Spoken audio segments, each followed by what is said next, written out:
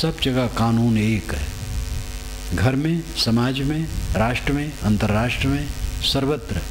जितना स्वार्थ बढ़ेगा उतनी हिंसा बढ़ेगी। जितना स्वार्थ घटेगा अहिंसा होगी और प्रेम होगा। वैसे मूल स्वार्थ निंदनीय नहीं है, और मूल स्वार्थ के लिए कोई कुछ अपराध नहीं करता है। मूल स्वार्थ क्या है? भूख लगे तो भोजन, तन ढकने कपड़ा, सोने की जगह, ये मूल स्वार्थ है। तो इसको लेकर के कहाँ कोई आपाधापी करता है। बहुत भूखमरा आदमी हो और किसी के खेत में से ककड़ी तोड़ ले, ये कोई बात नहीं, क्षम्य है। ज़्यादातर तो ये होता है हमें पद मिले, हमारा नाम हो, परिवार और समाज में हमें श्रेष्ठ माने जाए, हमारी बात मानी जाए, दूसरे की बात न मानी जाए, हमारे पास भोग की वस्तुएं ज़्यादा हों, हमारा सब कुछ स्पेशल हो, ये सब स्वार्थ है। सामान्य भोजन, वस्त्र, आवास जो सच्चा स्वार्थ है, उसको लेकर के झगड़ा कहीं होता ही नहीं। किसी घर में बहुओं में तब तनाव आता है जब 3 साड़ियाँ आईं और एक साड़ी थोड़े ज़्यादा दाम की है, अब वो किसको मिलेगा, इसको लेके तनाव। और मूल्यवान और कम मूल्यवान दिमाग से हटा दो तो साड़ी है, कपड़ा है, बस कोई पहने, कोई भी पहन ले, कोई हर्ज नहीं, कोई स्वार्थ नहीं। और साथ स्वार्थ जो तन ढकना हो सबका चल रहा है, लेकिन जो नकली स्वार्थ है वही दुख देता है। उसी नकली स्वार्थ को निंदित किया गया, स्वार्थी नहीं होना चाहिए ये कहा जाता है। किंतु मूल स्वार्थ तो मोक्ष है, निर्वाण है, आत्म शांति है। इसलिए सबको पक्का स्वार्थी होना चाहिए।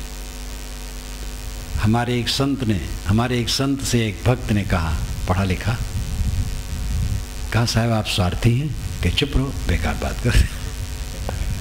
तब फिर उसने कहा साहब आप स्वार्थी हैं? कहे बेकार की बात तुम क्यों कर रहे हो हमारे साथ? मैं पहुंच गया। मैंने कहा भाई मैं तो पक्का स्वार्थी हूं। तो सब हंसने लगे। स्व अर्थ स्वार्थ, स्व आत्मा है, अवर्थ प्रयोजन, आत्मा का प्रयोजन क्या है? दुख से अत्यंत छुटकारा। ये पक्का स्वार्थ है। पक्के स्वार्थी बनो, आत्मा का कल्याण करो, लेकिन इस स्वार्थ में कोई नुकसान कोई वो नहीं करता है। जो आत्म कल्याण करता है उसके द्वारा बहुतों को कल्याण होता है। जो साधना से चलता है, उपदेश भी करता है, बहुतों का हित करता है, लेकिन एक ऐसा व्यक्ति हो जो साधना में पूर्ण हो, बोलता भी ना हो, उससे कम प्रेरणा नहीं मिलेगी। बिना बोले उससे बहुत प्रेरणा मिलेगी। कोई ऐसा व्यक्ति हो जो इस जलते हुए संसार में शीतल हो, वैसा बढ़िया आदर्श कहाँ मिलेगा? लोग कहते हैं काम क्रोध लोभ मोह में न पड़ो, और कहने वाले भी पड़े रहते हैं कई, तो सुनने वालों को लगता है कि ये रस्म है कहने का। काम क्रोध लोभ मोह से कोई अलग नहीं हो सकता है। लेकिन जब ऐसा भी देखता है इंसान कि ऐसे भी कहने वाले हैं जो कहते भी हैं और करते भी हैं, वैसे रहते हैं, तब पाठ श्रोताओं को बल मिलता है कि केवल कहकुत नहीं है, आचरण में आने वाली बात है।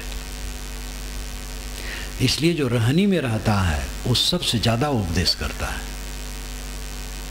इसीलिए वाणी की आवाज़ से मौन की आवाज़ अधिक होती है। मौन की आवाज़ यानी जिनका मन मौन हो गया है, मन संकल्प विकल्पों को छोड़ दिया है, कामनाओं इच्छाओं तृष्णाओं को छोड़ दिया है, आत्मसंतुष्ट है, उसकी आवाज़ बहुत ऊंची होती है। तो साधना से जो चलता है उस समाज के लिए महाप्रेरक है। दान में 2 दान बड़ा माना गया है, अन्नदान, ज्ञान दान। उसके बीच में द्रव्य दान, वस्त्र दान, औषध दान, भूमि दान, गृह दान, बहुत दान है। लेकिन मुख्य दान अन्नदान और ज्ञान दान है। दैहिक क्षेत्र में अन्नदान, भूखा आदमी को तृप्त करना, बड़ा अच्छा है। ये खास आवश्यकता है अन्न की। एक राजा बहुत घमंड किया एक महात्मा से, हमारी ये है वो है वो है, इतना बड़ा राज्य है। तो महात्मा ने कहा, अच्छा अगर आप एक रेगिस्तान में पड़ जाएं अकेले और प्यास से तड़फने लगे, और ऐसा हो अगर पानी आपको न मिले 1 घंटा तो मर जाएंगे, और कोई 1 बोतल आपको पानी दे और कहे आधा राज दो तब देंगे, तो आप क्या करेंगे? कहे दे देंगे। अच्छा मान लीजिए आपने पानी पी लिया, अब आपके पेट में विकार हो गया, पेशाब नहीं उतर रही है, अब आप तड़प रहे हैं, मर रहे हैं, और कोई चिकित्सक पहुंचा और कहा मैं पेशाब उतार दूंगा लेकिन बचा हुआ आधा राज चाहता हूँ, वो कहेंगे भैया ले लो लेकिन मेरा पेशाब उतार दो। तब महात्मा ने कहा 1 बोतल पानी शरीर में डालने और निकालने में जो राज बिक जाए उसका तुम्हें घमंड इतना? तो सहम गया। ये संतों का समझाने का तरीका है। बड़ा से बड़ा राजा महाराजा हो, भूख में अन्न की जरूरत है। अन्न मिल जाए तो कुछ और मिले चाहे ना मिले, कपड़ा भी नहीं मिले तो चल जाएगा, लेकिन अन्न के बिना नहीं चलेगा। इसे अन्न दान महान दान है। और दूसरा दान ज्ञान दान। सब कुछ खा पी करके संपन्नता होने पर भी आदमी अंदर अंदर जलता है। आत्मज्ञान जो देता है और उसी में रहता है, उसका दान बहुत बड़ा दान है। तो स्वार्थ जो मूल स्वार्थ है वो तो दुख निवृत्ति है, आत्म शांति, ये मूल स्वार्थ सबको साधना चाहिए। और दैहिक स्वार्थ भी निंदनीय नहीं है, भोजन वस्त्र आवास सबको चाहिए। जो व्यर्थ का स्वार्थ है वही सब झगड़े का घर है। सारे झगड़े का घर व्यर्थ का स्वार्थ। घर में मिठाई आई कहीं से और एक स्त्री चालाक, उसने ज़्यादा छांट करके अपने परिवार के लिए रख लिया, बच्चे के लिए, पति के लिए, अपने लिए, साधारण रूप में सबको दिया। अब ये व्यर्थ का स्वार्थ है, लेकिन इसी को लेके मन में तनाव होगा। जब भोजन परोसते हैं तो ऐसा नहीं होता उनको 2 रोटी देते, उनको 1 रोटी देते हैं, सबको पेट भर देते हैं। मिठाई में चालाकी हो सकती है, एक उदाहरण हुआ। ऐसे ही व्यर्थ की चीज़ों में चालाकी होती है। मालिक बनने से क्या फ़ायदा है? जिम्मेदारी बढ़ती है। या दूसरा पक्ष है जो जिम्मेदार होता है वो धीरे धीरे मच जाता है। अगर उसमें सद्गुण है तो मच जाता है और ऊंची नीची स्थितियों को सहने की उसकी शक्ति हो जाती है। वो अपना हित करता है, समाज का हित करता है, लेकिन अपने को मालिक नहीं मानता, सेवक मानता है। उसको मालिक होने की इच्छा ही नहीं है। और जो मालिक होना चाहता है मूर्खता का प्रदर्शन करता है। मालिक होने से कोई कल्याण है? जितना मिथ्या स्वार्थ है वही दुख देता है और उसी में हिंसा है। राजनेता लोग हिंसा क्यों करते हैं? बस मालिक होने के लिए। और भी मठों में जहाँ विशेष त्रुटियाँ हैं वहाँ भी चढ़ाव ऊपरी की बात रहती है, तो ज्ञान विवेक वहाँ नहीं है। जहाँ ज्ञान विवेक होगा वहाँ तो त्याग होगा। और हर प्रकार के लोग हैं। जो लेखक ये लिखते हैं साधु संत का नाम लेते ही खोल जाते हैं, वह सम्यक नहीं। लेखक ने लिखा कि साधु सन्यासियों में सन्यास कपड़े का होता है, अंदर उनके संसार होता है। ये कथन निर्दोष नहीं है। कथन और निर्दोष होता है जिसमें अतिव्याप्ति, अव्याप्ति और असंभव, ये 3 दोष न हो। ध्यान दीजिएगा। कोई कथन, पुस्तक की वाणी या बोली हुई वाणी बहुत महत्वपूर्ण है। 2 ढंग के हैं। आदमी बोलता है वो है और लिखा जाता है वो, पढ़ा जाता है। कोई बात लिखी या बोली हुई वह प्रामाणिक होती है जो अतिव्याप्ति, अव्याप्ति और असंभव दोष से रहित है। गाय वह है जिसके सींग होती है। यह कथन अव्याप्ति दोषपूर्ण है। इसमें इस कथन में व्याप्ति नहीं है, संकुचितता है। गाय वह है, अतिव्याप्ति दोष है, ये अतिव्याप्ति दोष है। क्योंकि सींग केवल गाय के नहीं, भैंस के भी होते हैं, बकरी भेड़े के भी होते हैं, हिरन के तो विचित्र सींग होते हैं। इसलिए अतिव्याप्त दोष से पूर्ण है। सींग अतिव्याप्त है, केवल गाय में नहीं है, अन्य जानवरों में भी है। इसलिए गाय वह है जिसकी सींग है। यह कथन अतिव्याप्त दोष से पूर्ण है। अव्याप्ति दोष, गाय वह है जो उजली होती है। उजली ही नहीं होती, वो काली भी होती है, लाल भी होती है, बगरी भी होती है, काला और लाल दोनों प्रकार के बाल। तो इस प्रकार सफेद गाय होती है, ये अव्याप्ति दोष है। गाय की व्याप्ति नहीं है, गाय का विस्तार नहीं है, संकुचित है। एक सफेद गाय को गाय मान लिया और बाकी गाय फिर जो लाल है, काली है, बगरी है, वो, इसलिए अव्याप्ति दोष इसमें। और असंभव दोष, गाय का खुर फटा होता, गाय का खुर फटा नहीं होता है, ये कथन असंभव दोष है। गाय का खुर सदैव फटा होता है, घोड़े का खुर नहीं फटा होता है, एक में जुड़ा रहता है वो, लेकिन गाय का खुर फटा होता है, प्रकृति से ही वो फटा फटा है। कोई कहे कि गाय वह है जिसका खुर फटा न हो, तो ये असंभव दोष है। एक उदाहरण मैंने दिया। साधु सन्यासी का वेश, उनके वेश में सन्यास है, अंदर में संसार है। यह कथन दोषयुक्त है, क्योंकि यह दोष अव्याप्त दोष से पूर्ण है। यह सब में व्याप्त नहीं है, सब साधु सन्यासी में व्याप्त नहीं है। ऐसे साधु सन्यासी हैं जिनके कपड़े भी साधु सन्यासी के हैं और चित्त भी उनका संसार से अनासक्त है। जो सन्यास का लक्षण उनके अंदर में है। अब आप कहते हैं कि साधु सन्यासी लोग, वो कपड़े में साधु सन्यासी होते हैं, अंदर में तो संसार रहता है। तो ये कथन अव्याप्त दोष से पूर्ण है। तो प्रतिभावान लेखक भी ऐसी गलतियां खूब करते हैं। क्योंकि वो किसी गुरु से संयमित नहीं होते हैं।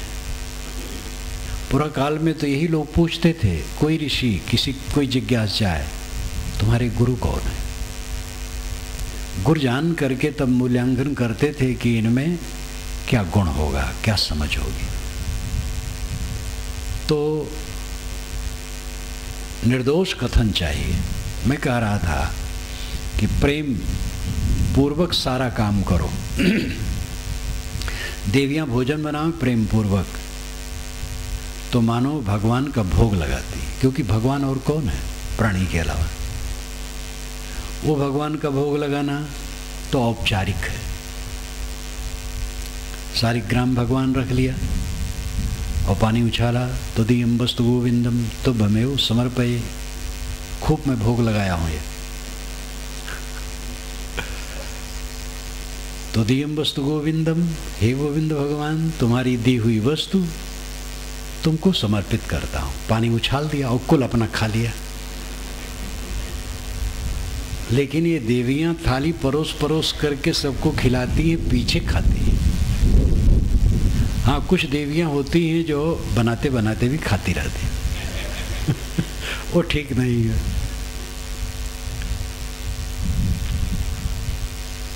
दुकान पर आदमी काम करे, प्रेम पूर्वक काम करे, ग्राहकों से मीठा वचन बोले, ईमानदारी से सौदा दे, उचित मुनाफा ले, धोखा ना दे।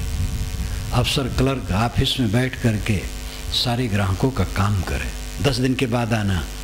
ये टालिंग मतलब है कि घूस दे तब काम करेंगे। घूस न देगा बेचारा बरसों लौटता रहेगा, नहीं काम उसका हो गया। और भगवान के भगत ये सब हैं। ये घूस लेने वाले कम भगवान के भगत नहीं हैं, बेईमानी बदमाशी करने वाले कम भगवान के भगत नहीं हैं, सब भगवान के भगत हैं।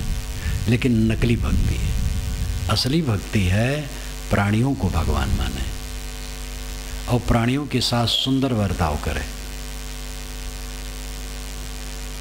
जीवन के जितने क्षेत्र हैं हर जगह अध्यापक बच्चों को पढ़ाए, सबको समझे भगवान भगवती, ठीक से पढ़ाए।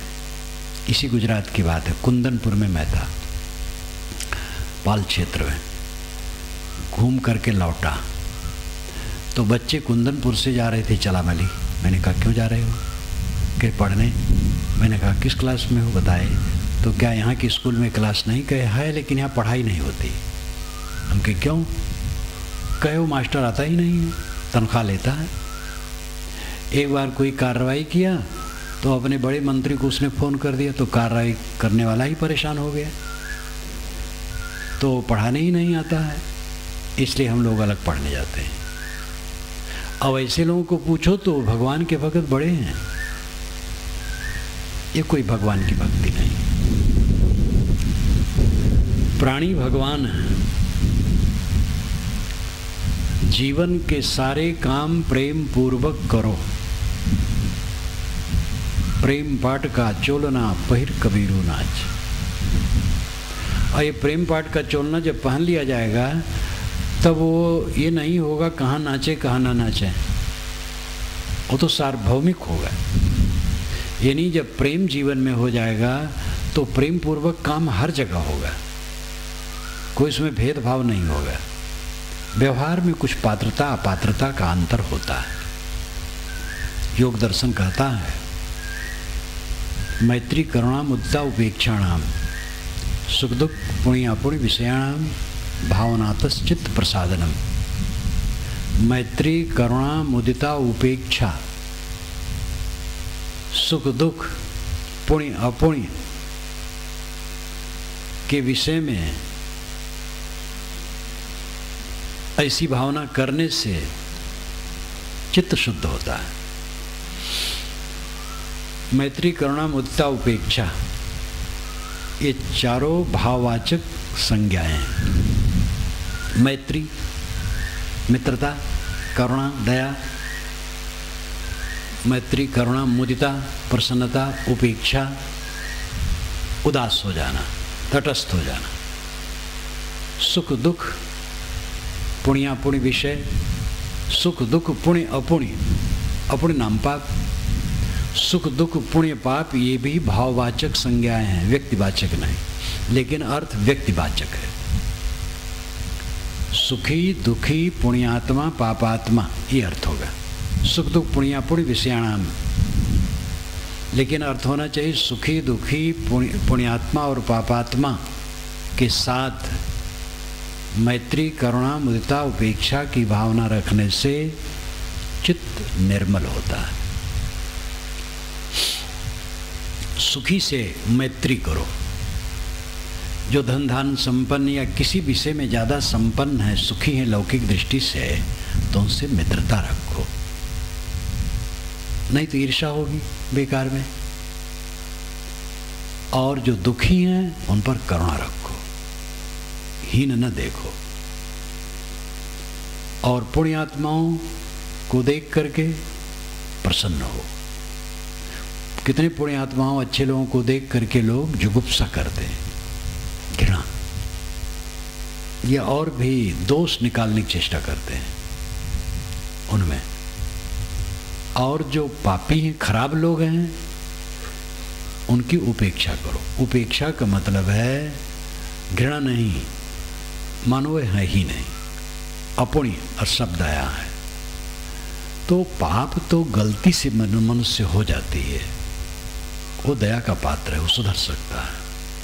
लेकिन जो पाप के साथ हट रखता है वो कभी नहीं सुधर सकता। ऐसे लोगों के प्रति कुछ लोग ऐसे हैं जो कभी सुधर नहीं सकते हैं, उनके लिए उपेक्षा की बात कही गई है। उपेक्षा मानो है ही नहीं। ऐसे लोग हैं जो हर बात में अड़ंगा डाल करके काम बिगाड़ने वाले हैं, खराब काम करने वाले हैं, और कभी वो सुधर ही नहीं सकते हैं। ऐसे लोगों को जब समझ लो, सामने मिले तो दंड प्रणाम कर लो, दरवाजे पा गए हैं पानी दाना दे दो, लेकिन उनसे संबंध न रखो, संपर्क न रखो, उनकी बुराई न करो, भलाई न करो, संबंध न रखो, घृणा न रखो, उनकी चर्चा ही न करो, मानो वो है ही नहीं। इससे चित्त निर्मल होता है, खिन्नता नहीं आती। और जिससे गलती से कोई पाप हो जाए उसकी उपेक्षा नहीं करना, गलती हो गई वो सुधर जाएगा। और जो कमर कसे है गलती पर, गलती को सही सिद्ध करता है, हठी है, अहंकारी है, कुचाली है, खड़मंडली है, बिगाड़ना उसका काम है, उसकी उपेक्षा, संबंध ही न रखो, मन वाणी कर्म से समझ लो मानो है ही नहीं, उसकी चर्चा में न पड़ो। ये चित्त प्रसन्न निर्मल करने का साधन है। तो मैत्री भावना से सारा काम करो। प्रेम पाठ का चोलना पहिर कबीरू नाच। ऐ लोगों, प्रेम के कपड़े का आगरखा बनवा करके पहन लो और नाचो। ये शाब्दिक अर्थ हुआ। भावार्थ हुआ जीवन के सारे काम प्रेम पूर्वक करो। और प्रेम वही होगा जहाँ अहंकार स्वार्थ नहीं होगा। अहंकार स्वार्थ गया तो प्रेम अपने आप पनपेगा और प्रेम सबके लिए रहेगा। लेकिन ऐसी जगह है, इसलिए मैंने उदाहरण दिया, उसके लिए भी प्रेम है, जो दुष्ट है उसके लिए भी प्रेम है, उसका भी हित चिंतन है, लेकिन वो जानता है कि इसको हम सुधार नहीं सकते और इसकी संगत में पड़ेंगे तो और उलझेंगे, हम भी बिगड़ेंगे। मूर्ख के सिख लावते ज्ञान गांठ का चाय, कोयला होए न उजरा सोमन साबुन लाए, साहब ने कहा बीजक में। उन्होंने तो एक एक विषय पर बहुत कहा। मूर्ख को समझाने से ज्ञान का गांठ का ज्ञान भी चला जाएगा। अगर ऐसे मूर्ख आदमी को, हठी आदमी को समझाओगे तो आपके पास का हृदय का ज्ञान भी धूमिल हो जाएगा। क्रोध आएगा, बार बार नहीं मानेगा, क्रोध आएगा, उसकी संगत में चित्त क्षुब्ध होगा, वो सुधरेगा नहीं। तब साहब उदाहरण देते हैं, सोमन साबुन से कोयला धो तो क्या उजला होगा? कितना बढ़िया उदाहरण है। कोई कहे तो 200 मन साबुन से जरूर उजला होगा, लेकिन ये अर्थ नहीं है। सोमन एक कथन है, अर्थ है चाहे जितना साबुन लगाओ कोयला उजला नहीं होगा। तो ऐसे लोग हैं जिनसे चुप हो जाना ठीक, मौन हो जाना ठीक, शांत रहना ठीक। लेकिन उनके लिए भी मन में प्रेम है, उनका भी हित हो। कोई कल्याणार्थी किसी के लिए अशुभ कैसे सोचेगा? जो कुछ हम सोचते हैं वही लौट करके हमें मिलता है। जो दर्पण प्रतिबिंब देखे आप धुन में सोए, यह तत्व से वह तत्व है, यही से वह होए। साहब कहते जैसे दर्पण में प्रतिबिंब आपका दिखाई देता है, तो दोनों में आप ही हैं, बिंब में भी प्रतिबिंब में भी।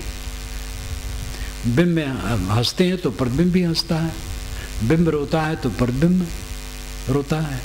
बिंब कहते हैं गोलाकार को, यहाँ बिंब का अर्थ है पदार्थ। आपका चेहरा एक बिंब है, एक पदार्थ है। दर्पण के सामने खड़े हुए तो उसमें प्रतिबिंब आया। चेहरा जैसे है वैसे तो प्रतिबिंब आएगा। पूरा संसार कांच महल है। आप जो कुछ सोचेंगे, बोलेंगे, करेंगे, उसी का प्रतिबिंब चारों तरफ से आएगा। और मान लेते हैं दुश्मन हमारा दूसरा है, कोई दुश्मन नहीं है, तेरा बैरी कोई नहीं, जो मन शीतल होए। जग में बैरी कोई नहीं, जो मन शीतल होए। या आपा को डार दे, दया करे सब कोई। इस दुनिया में आपका कोई दुश्मन नहीं है। अगर अपना मन शीतल हो तो अपने मन के अहंकार को डाल दो, सब दया करेंगे। अहंकार छोड़ना शुरू तो करो। अहंकार इतना उछलता है कि तनिक तनिक बातों में आकाश चूमता है। तो जीवन का सारा काम प्रेम पूर्वक करो।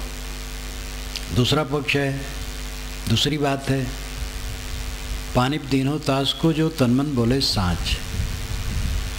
तन से, शरीर से सच्चा काम करता है और मन उसका सच्चा रहता है और बोलना भी उसका सच्चा रहता है। पानी दीन्हो तास को, उसको पानी देता है। कौन देता है? लोग कहते हैं ईश्वर उसको, उसका मंगल करता है। और ईश्वर कहने से लगता है कि कोई एक जानदार देवता है, सोचता है वो ऐसा करता है।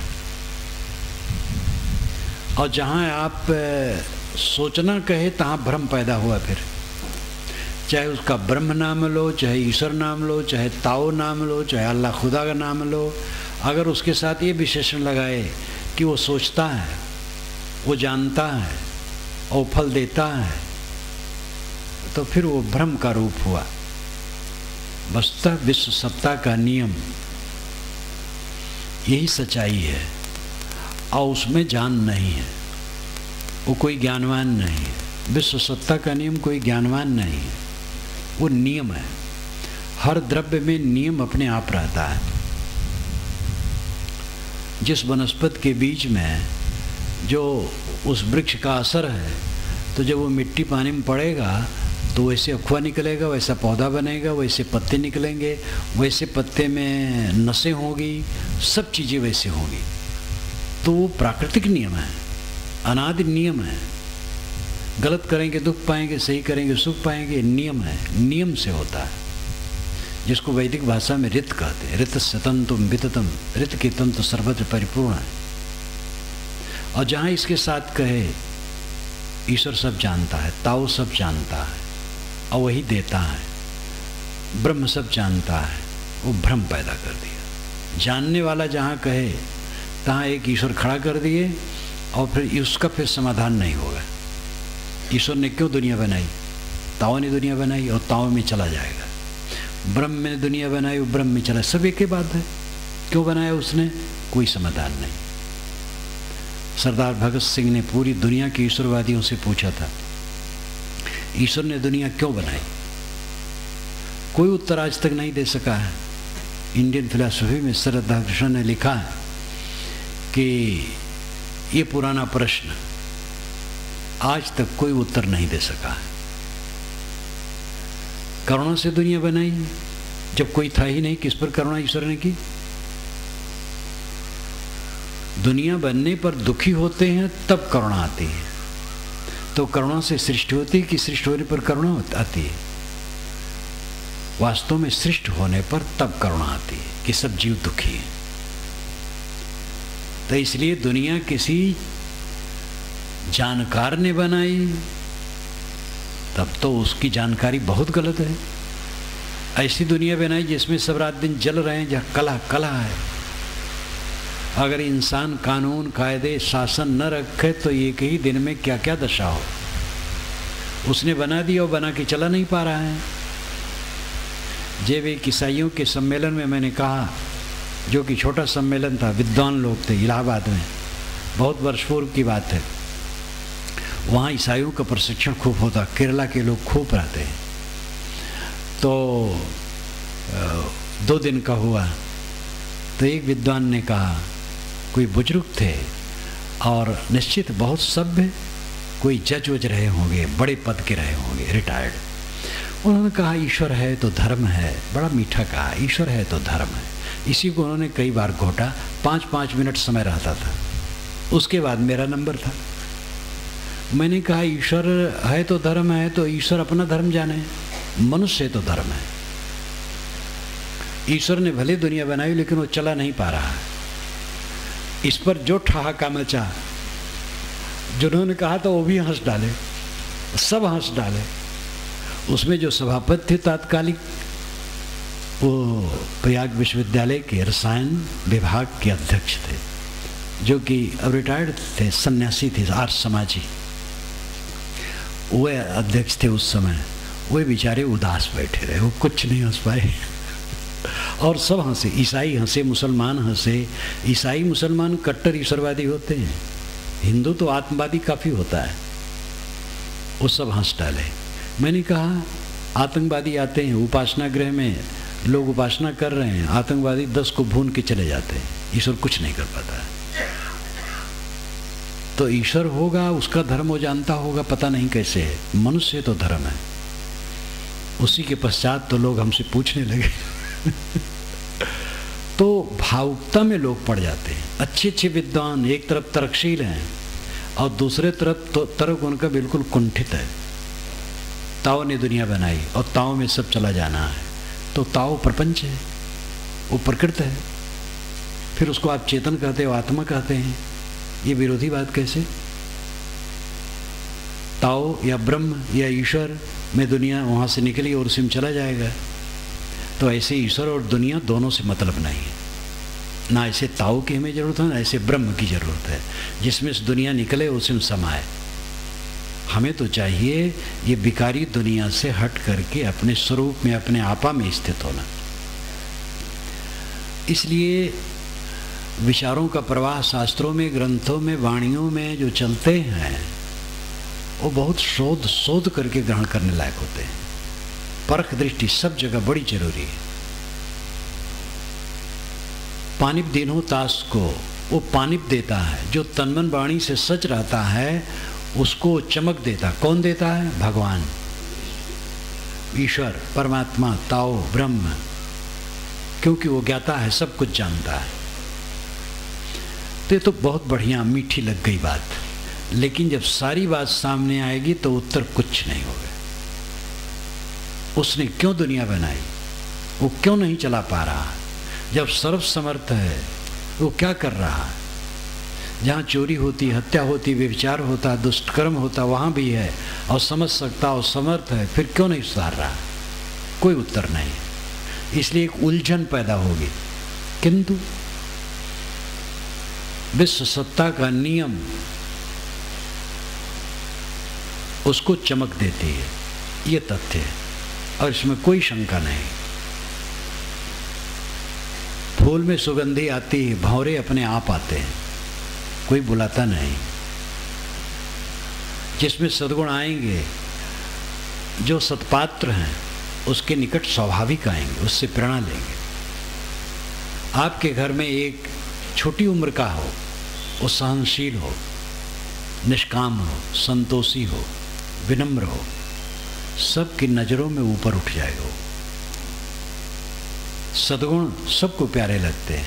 अहंकारी आदमी भी विनम्र को देख करके बहुत खुश होता है, क्योंकि अपने लिए तो सेवा ही चाहता, विनम्रता ही चाहता, भले दूसरे लिए अकड़बाजी करे। चोर भी ये नहीं चाहता है कि उसके घर में कोई चोरी करे। सद्गुण सबको प्रिय हैं। मन, वाणी और कर्म जिसके पवित्र हैं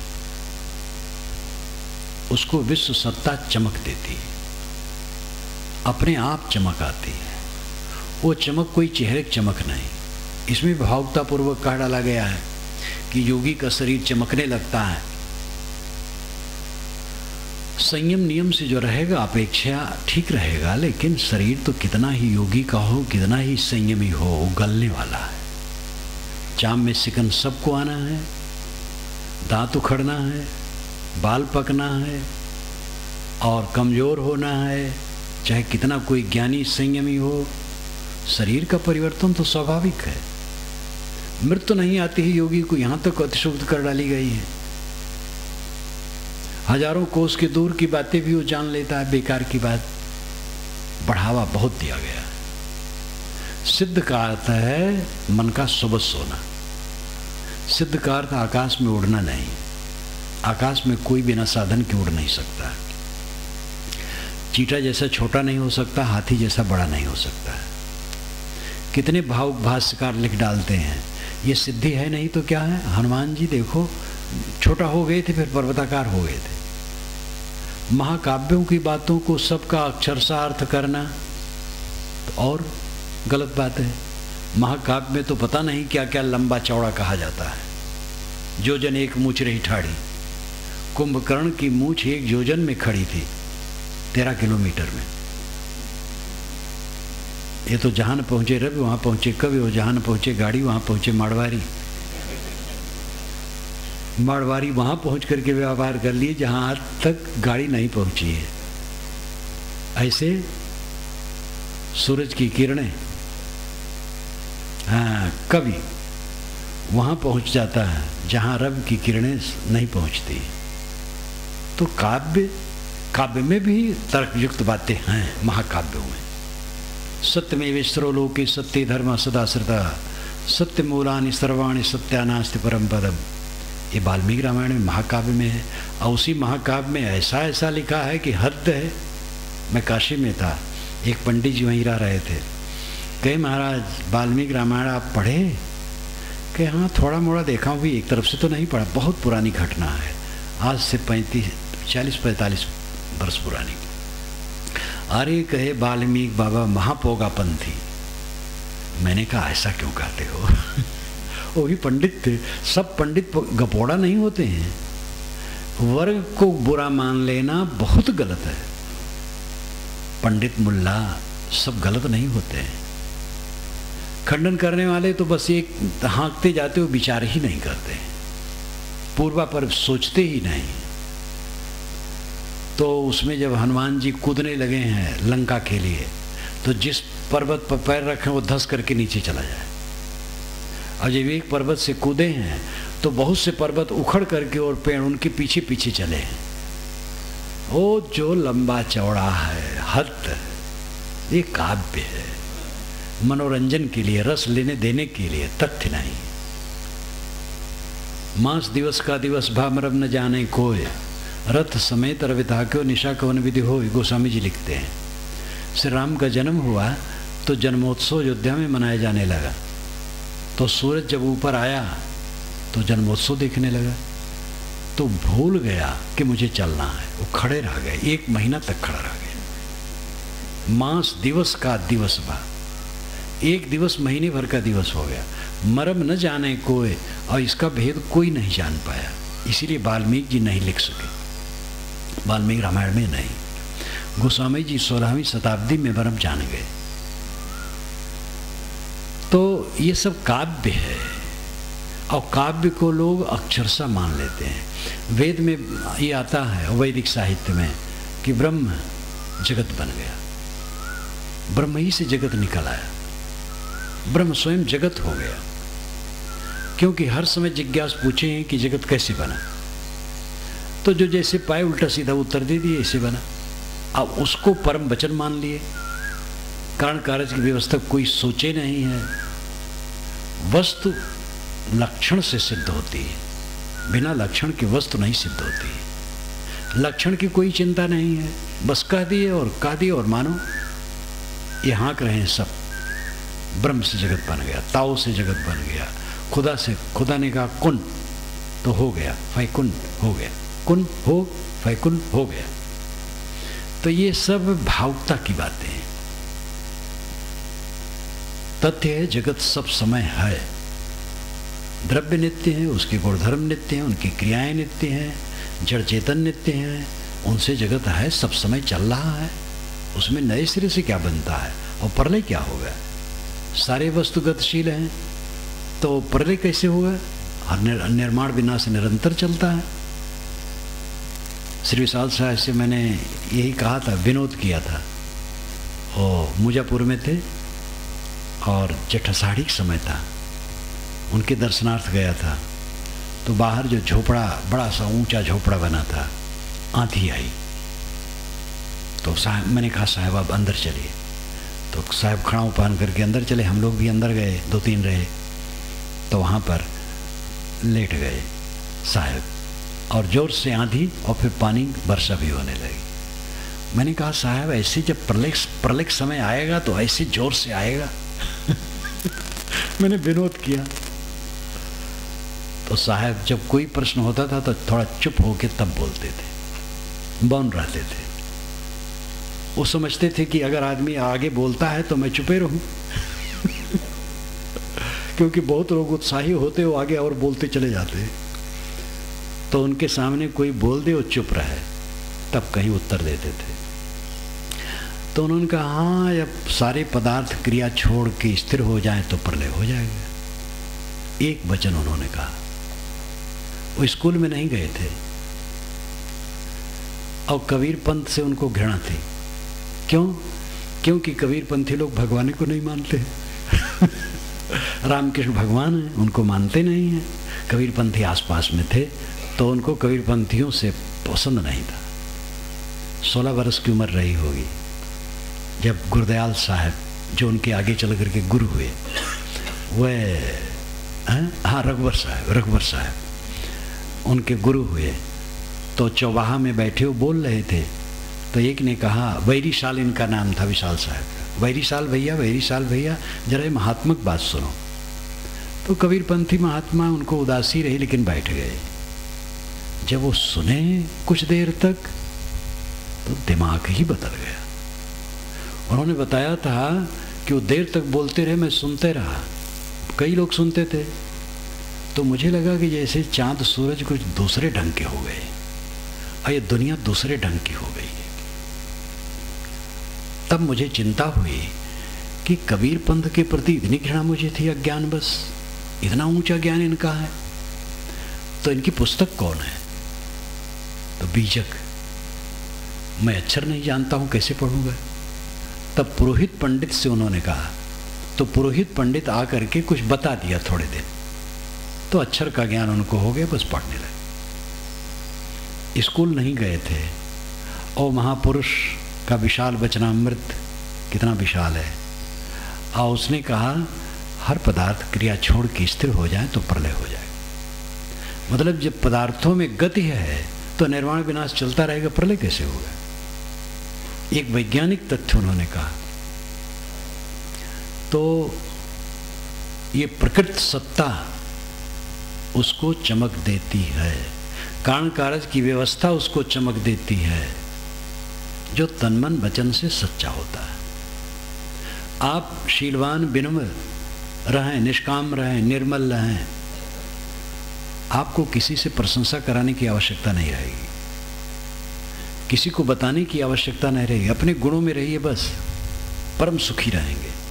जहाँ तक अस्तुत निंदा है, बड़े बड़े ज्ञानियों की निंदा हुई है, मारे गए हैं बेचारे, जिंदगी भर सताए गए हैं, मरने के बाद लोग पूजे हैं। पूजने वाले स्थूल पूजा तो किए हैं, उनको जाने नहीं है जीवन भर, लेकिन जानने वाले और आचरण करने वाले भी उनके अनुगामी हुए हैं।